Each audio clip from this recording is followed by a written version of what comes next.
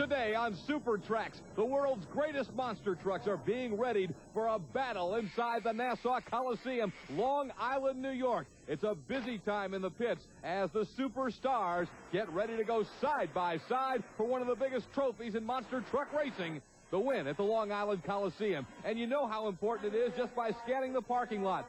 Truly, America's sports, as you can see, license plates from all over the country coming in to watch the monster trucks do battle at the Nassau Coliseum. We're seeing them from all across the country, and we're going to show you action from all across the country today here on Super Trax. Because while we've got the monster trucks locked up in the Nassau Coliseum, we'll also jet all the way across the country and take you to Anaheim Stadium for the sheer outright power and the excitement of two-wheel drive tractor pulling. These are the funny cars of the pulling sport, a unique blend of exciting and exotic body styles and sheer power in the 6,200-pound super modified two-wheel drive class. All the best from across the country will be going at it, trying to grab the victory in the home of the Rams and the Angels, Anaheim Stadium in California. It's all today.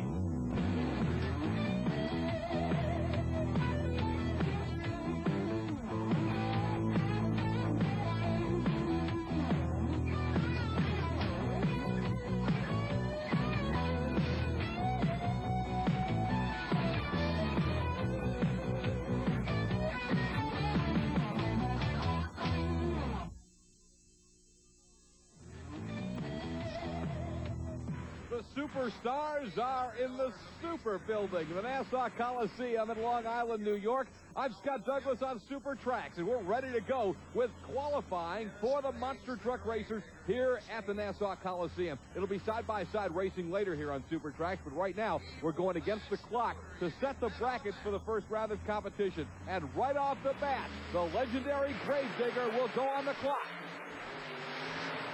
And Dennis Anderson posts a good-looking time. The Gravedigger coming in at 2.41 seconds. So Dennis Anderson's Gravedigger has posted a time that may be tough to beat. We'll get a good idea of just how tough it is to beat right now, because here comes the defending U.S. Hot Rod Association World Champion, Fred Schaefer's Barefoot Chevrolet out of Pontoon Beach, Illinois. Again, the time for Dennis Anderson and the Gravedigger, 2.41. Barefoot wanting to beat that to get past qualifying time, and of course, lane choice throughout the night. A good-looking time, and we'll wait for the official reading from the U.S. Hot Rod officials as we look at the replay. It was a smooth run for Barefoot, and indeed, the Chevrolet has nosed out Gravedigger for the top spot. Barefoot at 2.34 seconds. By 7/100ths of a second, the Barefoot Chevrolet sits at number one. Well, here comes the big bad Ford out of St. Louis, hoping to knock the Chevy from that top spot. It's Jim Kramer. This is Bigfoot number 9 out of St. Louis, Missouri, and Kramer has to beat a 2.34 to get fast qualifying time.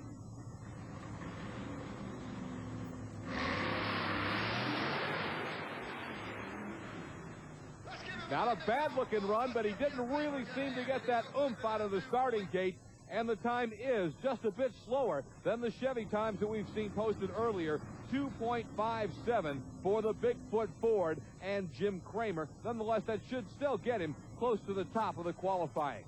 The Outlaw Ford is next up out of New Jersey. This is Nick Rossi, ready to go in the Outlaw.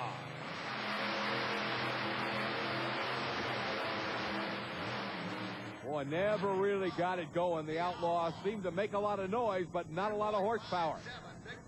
He did not get any speed up at all, really, and no air as he went over the cars. So the Outlaw's time is much slower at 3.34 seconds for Nick Rossi out of Pennsauken, New Jersey. The Black Stallion Ford is our next to go on the clock. Michael Vodder, ready to go in the Black Stallion. Time to beat 2.34 of the Barefoot Chevrolet.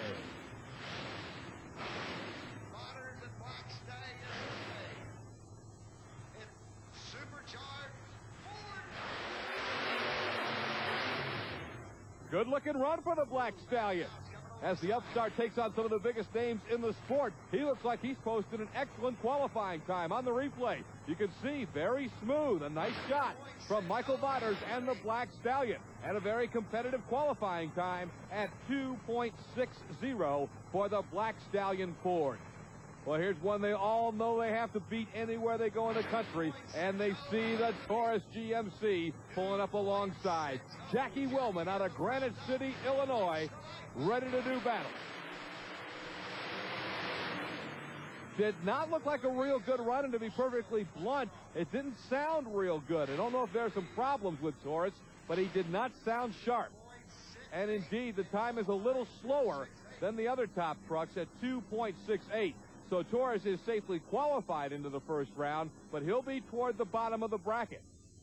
Next up is going to be Gary Porter's Carolina Crusher, another Chevrolet, and this is another one of the state-of-the-art trucks with a cantilever suspension, and you'll notice the way each wheel seems to react individually, and it takes a lot of the stress, a lot of the bumps out, so the driver has a much smoother ride.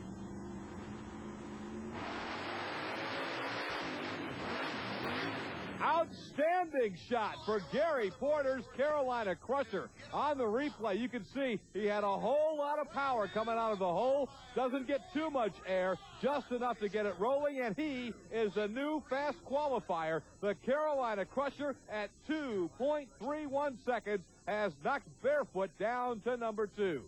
Our final qualifier is a big bad Ford out of Woodstock, Illinois. Rob Fuchs and First Blood. Rob doesn't sound real good either at the starting line, but that may just be a psych job as he's ready to hit hard. Didn't sound good at the starting line, but looked pretty good as he went over the cars. Rob Fuchs in the First Blood Ford.